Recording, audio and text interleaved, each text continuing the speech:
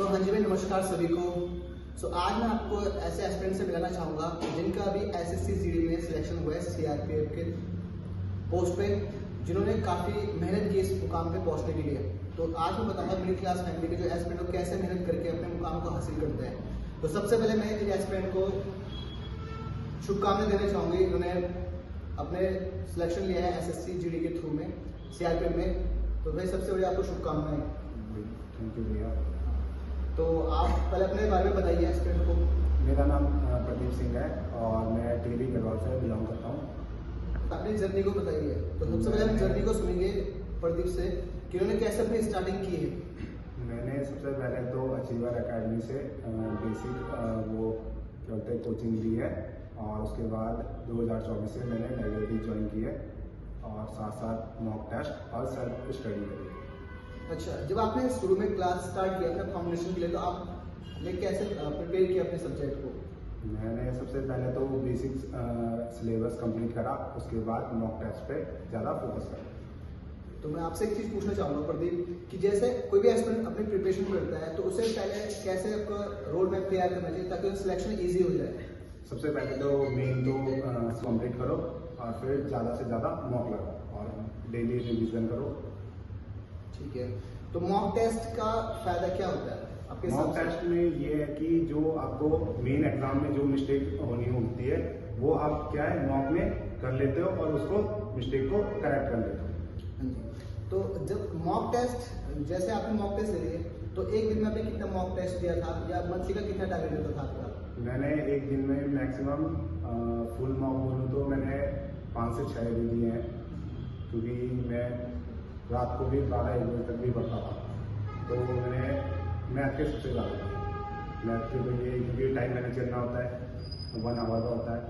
और अभी साथ साथ में मैंने दिल्ली पुलिस का लिया, तो दिल्ली पुलिस में मेरे 73.5 मार्क्स हैं और उसमें भी मेरा एग्ज़ाम क्लियर हो गया। हाँ जी, ये नोट करने वाली बात है कि जब एक बार हम सिलेबस कंप्लीट कर लेते हैं और अपने प्रिपरेशन को मॉक टेस्ट के थ्रू करते हैं तो आपके एग्जाम निकलना स्टार्ट हो जाते हैं। जैसे आपको पता है इनका भी दिल्ली पुलिस में 73 पॉइंट समथिंग मार्क्स हो चुके हैं और लास्ट ईयर आप एसएससी जीडी में भाग गए थे। तो उसमें लास्ट टाइम मेरे थे 134 मार्क्स थे और कट ऑफ गई थी लास्ट बीएसएफ की 139। हाँ जी, तो इस बार इन्होंने फाइनल सिलेक्शन लिया है और जो बच्चे तैयारी करते हैं और सोचते हैं कि सिलेक्शन कोचिंग से ही होगा, ऐसा नहीं है। कोचिंग एक आपका बेसिक क्लियर करने के लिए होता है। जो असली जो परफॉर्मेंस होता है मॉक टेस्ट सिखाता है, आपकी गलती को मॉक टेस्ट सिखाता है कि आप कहाँ पे गलत हो। तो जो न्यू स्टूडेंट है जो सोचते हैं कि प्रिपरेशन कैसे है, उनके लिए क्या सजेशन देना चाहोगे आप? मैं यही बोलना चाहूँगा कि सबसे पहले अपना बेसिक सिलेबस कंप्लीट करें, रिवीजन करें और डेली मॉक लगाएं। अगर आपका टाइम मैनेज नहीं होता तो सेक्शनल मॉक लगाएं। और प्रॉब्लम्स आती है बच्चे जैसे बोलते हैं मैथ्स बैकग्राउंड का नहीं हो, मैं हिंदी मीडियम से हूँ, तो इस चीज़ को कैसे आप रिलेट करते हो? जैसे मैथ्स का तो ये सबसे ज़्यादा प्रैक्टिस मांगती है, टाइम लेती है। बेसिक टेबल लर्न होनी चाहिए, स्क्वायर कैलकुलेशन फास्ट होनी चाहिए। वही है ना, क्योंकि कैलकुलेशन आनी चाहिए।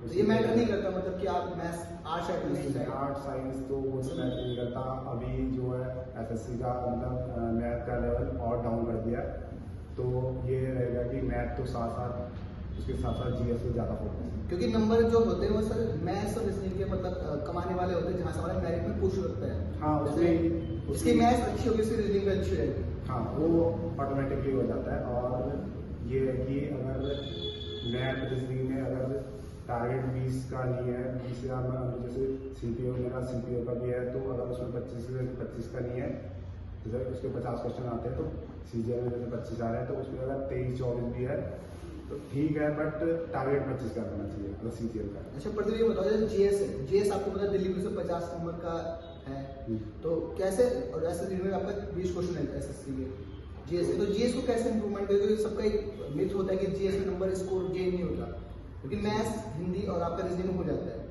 पढ़ने के बावजूद भी जीएस में थोड़ा सा दिक्कत आती है।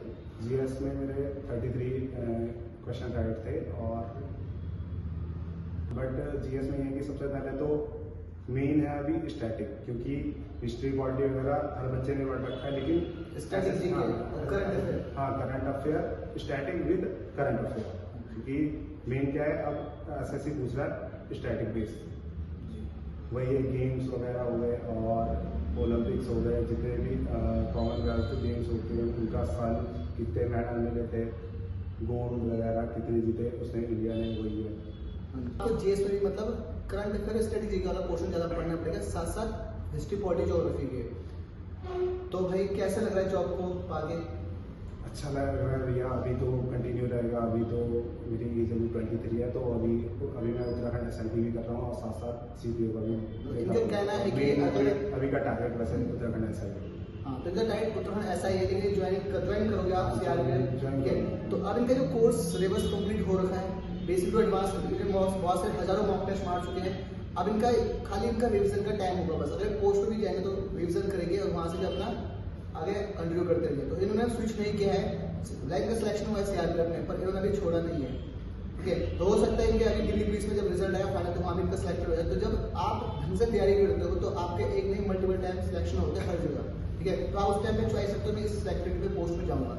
तो यहाँ पे आपका मेन है कि आप कैसे प्रिपरेशन करें, आपका रोड मैप क्या होना चाहिए, ठीक है। तो प्रदीप ने अपनी स्टोरी बताई कि स्ट्रैटेजी बताई कि कैसे करना है। तो उन्होंने फोकस किया मॉक टेस्ट को। अगर आप सिलेबस कंप्लीट करते हो, कोर्स करते हो कोचिंग के थ्रू, तो आप अपने मॉक टेस्ट लगाइए।